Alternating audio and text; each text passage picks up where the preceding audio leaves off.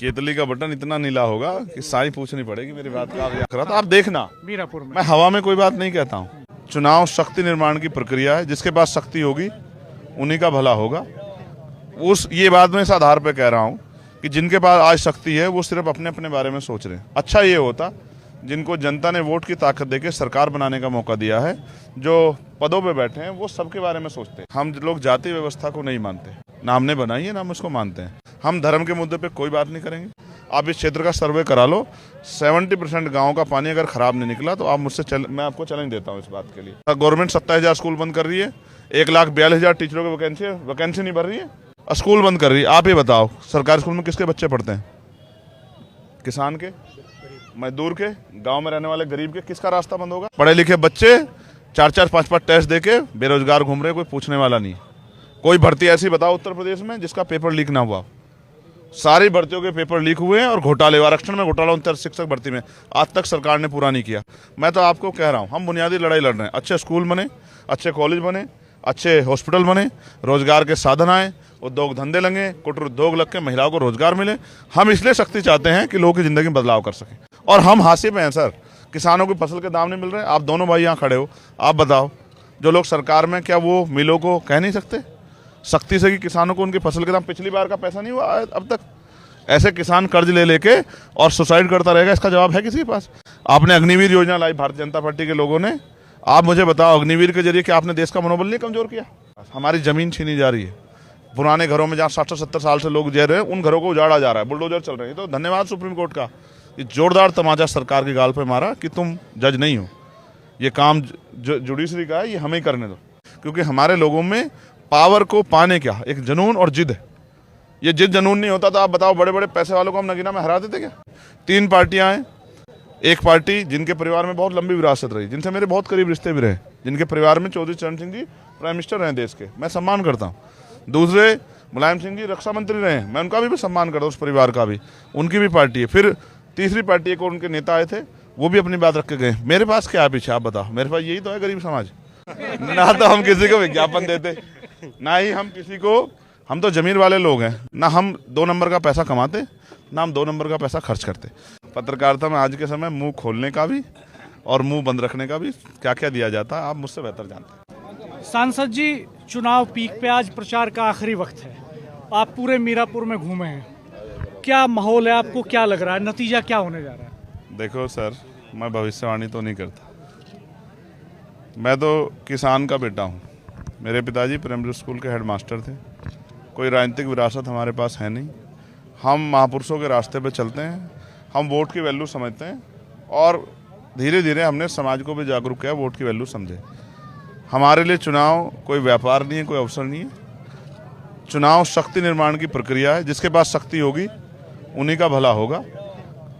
ये बात मैं इस आधार पर कह रहा हूँ कि जिनके पास आज शक्ति है वो सिर्फ अपने अपने बारे में सोच रहे हैं। अच्छा ये होता जिनको जनता ने वोट की ताकत देके सरकार बनाने का मौका दिया है, जो पदों पे बैठे हैं वो सबके बारे में सोचते हैं। ऐसा कहीं से भी होता दिखाई नहीं दे रहा। मैं आपको विश्वास दिलाता हूँ, क्योंकि हम लोग जाति व्यवस्था को नहीं मानते, ना हमने बनाई है ना हम उसको मानते हैं। जब हमें अवसर मिलेगा हम हर व्यक्ति के लिए काम करेंगे और हमारा काम बिल्कुल स्पष्ट है। हम धर्म के मुद्दे पे कोई बात नहीं करेंगे, हम बात करेंगे बुनियादी सुविधाओं पे, जिससे आदमी का जीवन पे प्रभाव पड़ता है। रोटी, कपड़ा, मकान और पीने के लिए साफ पानी। आपको विश्वास नहीं होगा, आप इस क्षेत्र का सर्वे करा लो, 70% गाँव का पानी अगर खराब नहीं निकला तो आप मुझसे मैं आपको चैलेंज देता हूँ इस बात के लिए। आज आप अपने क्षेत्र का सर्वे करा लो, 90% घरों में आरओ नहीं होगा। अब मैं इसकी गारंटी आपको देता हूँ। आप सर्वे करा लो, आर्थिक गड़बड़ी इतनी है, 95% घरों में 4 पहियों की गाड़ी नहीं होगी। आप सर्वे करा लो, मैं आपको गारंटी देता हूँ। गवर्नमेंट 27,000 स्कूल बंद कर रही है, 1,42,000 टीचरों की वैकेंसी नहीं भर रही है, स्कूल बंद कर रही है। आप ये बताओ सरकारी स्कूल में किसके बच्चे पढ़ते हैं? किसान के, मजदूर के, गांव में रहने वाले गरीब के। किसका रास्ता बंद होगा? जब स्कूल नहीं खुलेगा किसका बच्चा नहीं पढ़ेगा? और जब पढ़ेगा नहीं तो 300-400 मजदूर के अलावा उसके पास क्या रास्ता है? वो डॉक्टर, इंजीनियर, IAS, IPS, वकील, जज बन सकता है क्या? पढ़े लिखे बच्चे 4-4, 5-5 टेस्ट देके बेरोजगार घूम रहे, कोई पूछने वाला नहीं। कोई भर्ती ऐसी बताओ उत्तर प्रदेश में जिसका पेपर लीक ना हुआ? सारी भर्तियों के पेपर लीक हुए हैं और घोटाले, आरक्षण में घोटाला 69 शिक्षक भर्ती में आज तक सरकार ने पूरा नहीं किया। मैं तो आपको कह रहा हूँ हम बुनियादी लड़ाई लड़ रहे हैं। अच्छे स्कूल बने, अच्छे कॉलेज बने, अच्छे हॉस्पिटल बने, रोजगार के साधन आए, उद्योग धंधे लगे, कुटीर उद्योग लग के महिलाओं को रोजगार मिले। हम इसलिए शक्ति चाहते हैं कि लोगों की जिंदगी में बदलाव कर सकें। और हम हाशिए पे हैं सर, किसानों को फसल के दाम नहीं मिल रहे। आप दोनों भाई यहाँ खड़े हो, आप बताओ, जो लोग सरकार में, क्या वो मिलों को कह नहीं सकते सख्ती से कि किसानों को उनकी फसल के दाम, पिछली बार का पैसा नहीं हुआ अब तक? ऐसे किसान कर्ज ले लेके और सुसाइड करता रहेगा, इसका जवाब है किसी के पास?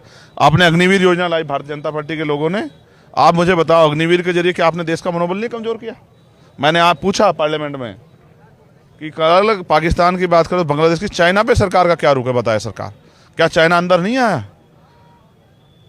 कोई जवाब नहीं है सरकार के पास। हमारी जमीन छीनी जा रही है, पुराने घरों में जहाँ 60-70 साल से लोग जी रहे हैं उन घरों को उजाड़ा जा रहा है, बुलडोजर चल रहे हैं। तो धन्यवाद सुप्रीम कोर्ट का, ये जोरदार तमाचा सरकार की गाल पे मारा कि तुम जज नहीं हो, ये काम जुडिशरी का है, ये हमें करने दो।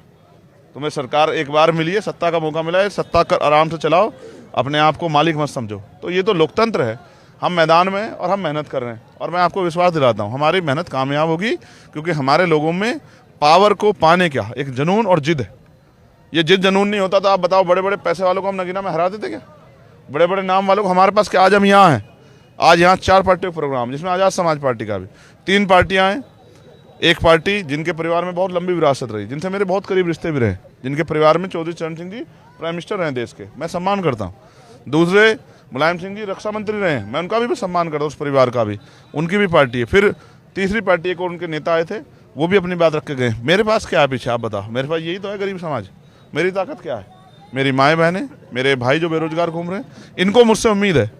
मैंने भाईचारा बनाया है, प्रजापति समाज में, पाल समाज में, कश्यप समाज में, सैनी समाज में, जाट समाज में, गुजर समाज में मैंने भाईचारा बना के हिस्सेदारी दी। आपको लगता है इस ताकत से महाराष्ट्र और झारखंड में भी कुछ सफलता मिलेगी आने वाले दिल्ली के चुनाव में? आपको मैंने देखा था, आप वहाँ थे जब मैं पिछली बार अपनी बात खुद थोड़ी देर पहले कहीं रख रहा था। आप देखना, मीरापुर में मैं हवा में कोई बात नहीं कहता हूँ, आप देखना, अपने एक सीट का में भी 1 सीट जीतेंगे, मेरा विश्वास है।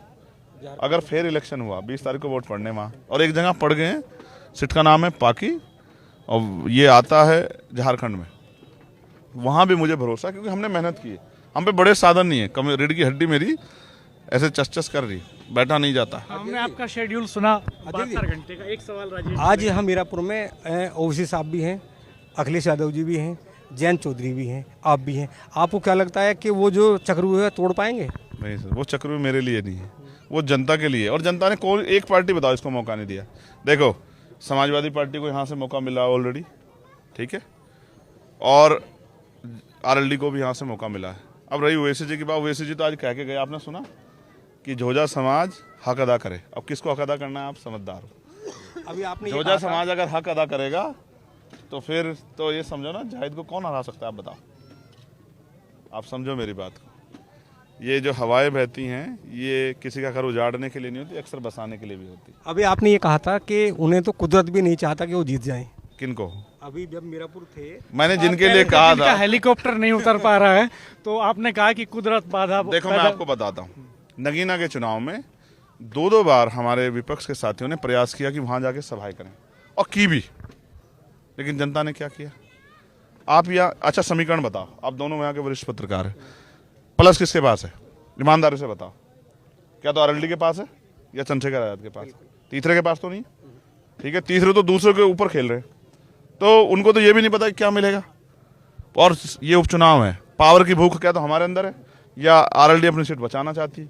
बाकी लोगों के लिए तो कितना जोश है लोगों में नहीं पता आपको। अब आप रोड शो देखना, जोश पता लग जाएगा आपको किसमें कितना है। क्या चंद्रशेखर जी ये क्या 2027 का सेमीफाइनल है? आप देखना अध्यक्ष जी, ये क्या 2027 का सेमीफाइनल है?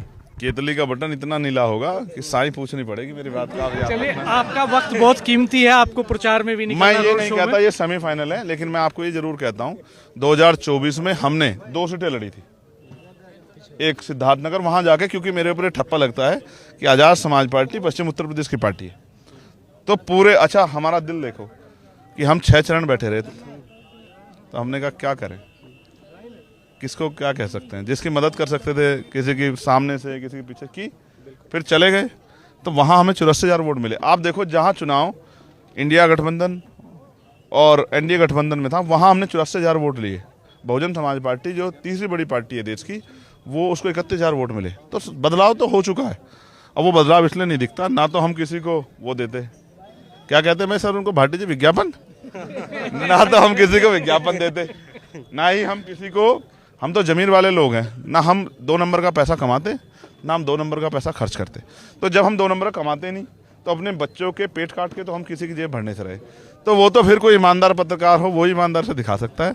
बाकी तो भाई मुंह पत्रकारिता में आज के समय मुंह खोलने का भी और मुंह बंद रखने का भी क्या क्या दिया जाता है, आप मुझसे बेहतर जानते हैं। ये तो सब जगह है अध्यक्ष जी, पूरे समाज में चलता है, सियासत में भी ऐसे लोग मौजूद हैं, मतलब हर तरह के लोग नकार मौजूद। तो नहीं रहे ना इस बात को? नहीं, हम नहीं नकार रहे हैं इस बात से, हर पेशे में हर तरह के लोग मौजूद हैं। मेरे जैसे लोग भी हैं, हाँ निश्चित तौर पर, जिन्होंने गोली खाई और जिनका उद्देश्य है सिर्फ, मैंने आपको क्या बताया, महाराष्ट्र में एमएलए जीतेगा, इससे मुझे क्या फायदा होगा? आप सोचो, झारखंड में एमएलए जीतेगा, मुझे क्या फायदा होगा? मुझे ये फायदा होगा कि वहाँ जो जुल्म होता है उसकी आवाज़ उठाने वाला कोई होगा विधानसभा में, गरीबों की हक के लिए बोलने वाला कोई होगा, सवाल खड़ा करने वाला कोई होगा। मुझसे लोग कहते थे जाहिद के लिए कहेंगे, क्या कर लेगा जाहिद अकेला एमएलए जीत के, क्या कर लेगा, इसको तो मौका भी नहीं मिलेगा। मुझे भी कहते थे चंद्रशेखर क्या कर लेगा, चंद्रशेखर जीता भी, चंद्रशेखर पार्लियामेंट में भी गया, पार्लियामेंट में चंद्रशेखर तो कोई बोलता नहीं, आप शर्त लगा लो, चेक कर लो अब तक की डिबेट, 18 डिबेट है मेरी सेशन में, और तब है जब मैं, आप समझो ना, मुझे दोनों तरफ से मार सहनी पड़ती, तब जाके मेरी 18 डिबेट हैं। तो मैं आपको ये बात इसलिए बता रहा हूँ कि अगर किसी के अंदर करने का जज्बा, तो अकेला आदमी बहुत कुछ कर सकता है, और हम उसी में से हैं। हम तो चौधरी चरण सिंह को अपना नेता मानते हैं, ईमानदारी की मिसाल थे वो। आपको लगता है कि जो ताकत एक समय में बहन जी के पास थी, मान्यवर काशीराम जी के फॉर्मूले पे, वो आपके पास शिफ्ट हो रही है? नहीं, मैं ऐसा कुछ नहीं कहता, मैं सत्ता से लड़ रहा हूँ, मैं उनसे लड़ी नहीं रहा जिनके बारे में आप बात कर रहे हैं। वो हमारे बड़े हैं, उनका सम्मान करना मेरा फर्ज है, करना भी चाहिए, संस्कार है, आपके मेरे संस्कार है। जब कोई गली से बड़ा गुजरता है तो हम उसको घूर के नहीं देखते, हाथ जोड़ के नमस्कार करते हैं, और नमस्कार नहीं करते और कोई ऐसी चीज़ हो तो हम थोड़ा सा पीछे हट जाते हैं, ये हमारे संस्कार है। मैं कभी उनका आमना सामना नहीं करना चाहता, लेकिन आप सोचो लड़ाई किससे है? सत्ता से है ना लड़ाई। यहाँ बहन जी का विधायक तो है नहीं जो मैं उनसे लड़ूं, मैं तो अखिलेश जी से भी लड़ रहा हूँ। और देखो मैं आपको बताता हूँ, वो भी कह रहे हैं ना मैं भाजपा को हराना है, तो ताकत हम ही है ना भाजपा को हराने की, तो काहे को परेशान, आप बैठो ना, अगर हम हरा देंगे यार, काहे की चिंता कर रहे हैं? अच्छा ये बताइए, एक पर्सनल सवाल कर लेते हैं इस बीच में राजेश भाई साहब, कि आपका 72 घंटे का शेड्यूल हमने सुना, इतना टफ, नींद नहीं है उसमें, आराम नहीं है उसमें, अपने फिल्में देखने के लिए समय नहीं है, मनोरंजन के लिए समय नहीं है, टूरिज्म के लिए समय नहीं है, फिटनेस के लिए क्या आप भी मोदी जी की तरह कोई ऐसी चीज़ खाते हैं जो बहुत एनर्जी देती है?